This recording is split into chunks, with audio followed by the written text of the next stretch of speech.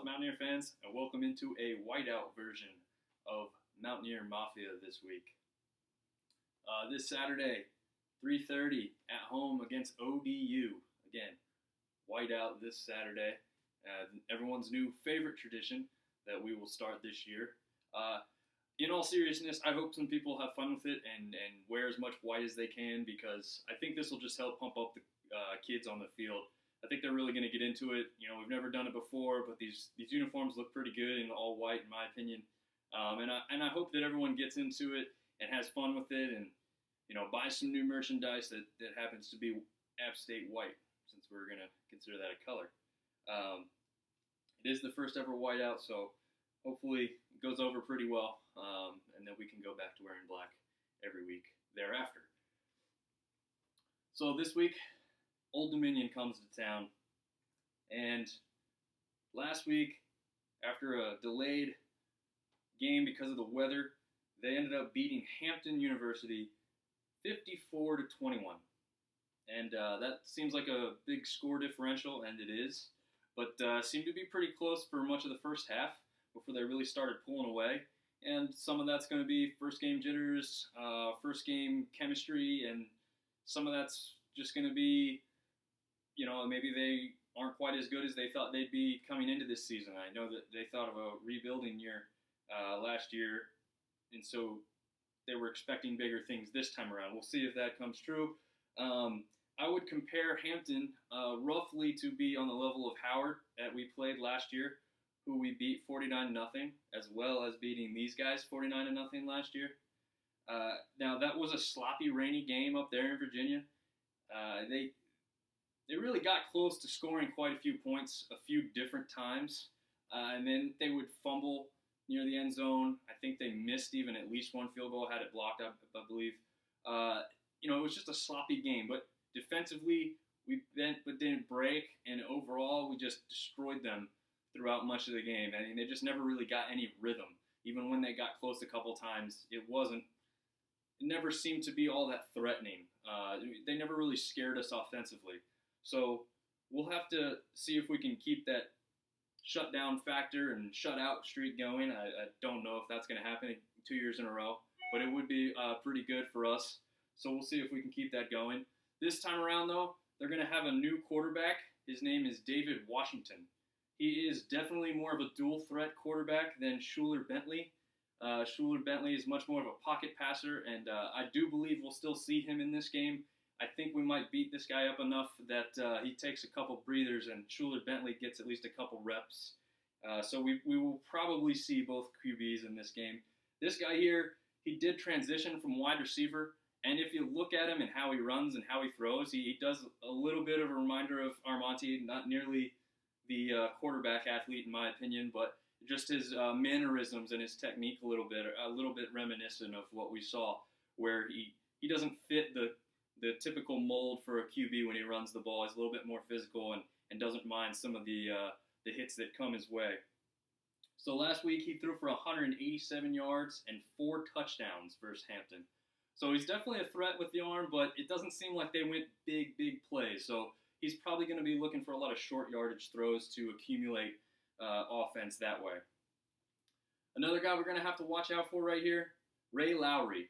This is their top running back. He gets a heavy workload. They give this guy the rock a lot.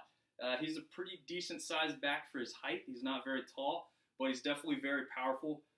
Through the first 2 games last year, I believe he was one of the top rushers, if not the top rusher in NCAA football. That proved to be a little bit of a weird statistic because the rest of the season he only rushed for about 600 and some odd yards, and I think he had over 400 after the first 2 games. So that was against a little bit lesser competition. So we'll see what he does this week. He ran for a pretty good amount of yards last week against Hampton.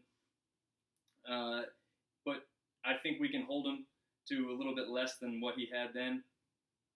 I think they're going to figure out that their running game is not going to work very well on us. I do think Tennessee's a little bit better than they played against us. I do think they held back just a little bit, but I don't think they held back enough to be completely shut down for most of the night and not score a touchdown until the fourth quarter. So I don't think they were vastly overrated, but I do think they didn't play up to par. I think we can make it look even better against these guys. We'll see, though. I mean, they've got a decently well-rounded team. After handing the ball off, they're going to try and get it to this guy here. His name is Zack Pascal. He's their top wide receiver. He's got some decent size to him. He's not a huge wideout, either height or build-wise, but he can definitely catch the ball, and you're definitely going to be targeting him throughout the day, especially when the running game doesn't get working. Like, we can hopefully shut it down again with our linebackers and our defensive ends rushing the outside and inside and just stopping them all the way around, just like we did against UT. Speaking of UT, my game ball from last week goes to that guy right there, Marcus Cox. He rushed for 115 yards against an SEC defense. No matter what you think, no matter how many times we ran the ball, this guy was averaging almost 5 yards a carry for most of the game. Just fantastic night. He was definitely what I consider to be our superstar from that game. I'd expect another big game out of him. Defensively, ODU isn't the strongest.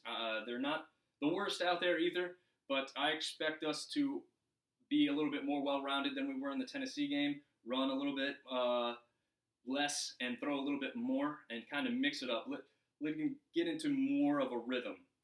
And then defensively, this guy had to be the superstar for us last week. He came up with 12 tackles, and very noticeable. For those of you who watched the LSU Dad video on YouTube, that guy loved him, and there's obviously a reason to love him. He just plays with a motor that doesn't quit. He's like a little Luke Kuechly out there, just hitting everything that moves. So if he plays anywhere up to the level he did last week, we're going to be just fine. Hopefully John Locke can hydrate a little bit better and stay on the field a little longer, because those two together are great. Stringer throwing in there for a couple great tackles he made last week. One guy I'd like to see a little bit more out of. Well, first we'll go to Duck, our freshman. It was going to be hard to replace Gibbs going into this season, and honestly, just didn't think it was going to happen. And it may not, but Duck had a very, very impressive first game there against UT. Even the touchdown that they gave up, as some people had mentioned, he actually played pretty good defense. Had he turned his head a second earlier, he may have been able to see that ball and swat it out of the air. So it was literally a difference of a second or of a couple inches, and that play could have been completely different. That game could have been completely different. And then other than that, he had some great tackles and some great pass breakups. So I think we'll see more great defense out of him and hopefully continue to see him evolve and maybe even get himself an interception in this one. Back to what I was saying earlier is I'd like to see a little bit more out of Barrett Burns. We're going to use him to run block, and he's pretty good at that, but he also has pretty good hands. I mean, every time he seemed to be targeted last season, he was catching a touchdown.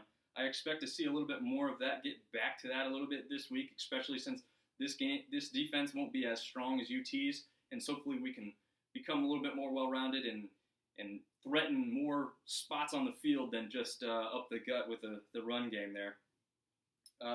And then speaking of that, hopefully sprinting around gets this guy's confidence up. I think to start the game, he was plenty confident. I think he probably got a little frustrated and disappointed there with the end and how it ended. But, I don't really have any qualms with Taylor Lambie and our quarterback. I don't think we need to go nuts. I don't think he did anything wrong last week. I think a little bit was game planning. Maybe we should have tried to, throw another pass play or two before the end of the game and try and get another field goal opportunity. You can debate that all you want to, but I don't think that we need to do anything drastic with Taylor. I think he's going to be just fine. I was impressed with his mechanics on his throws. The one interception he had was just a hell of a defensive play. I don't think there was anything wrong with the throw. I thought it was going to be complete when I was watching it on TV.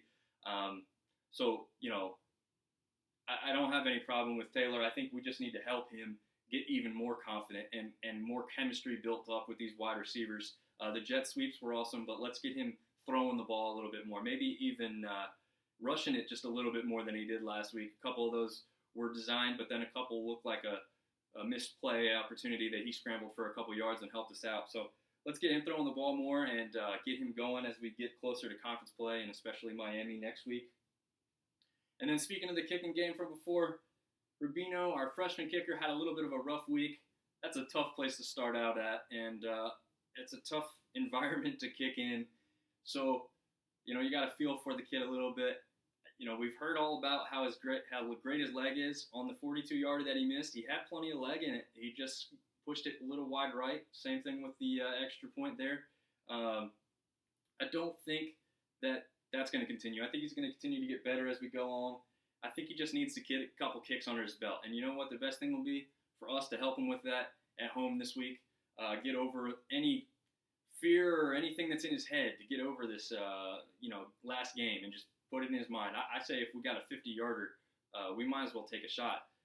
And, the tide will turn extremely well in his favor if he can hit something big at home like that.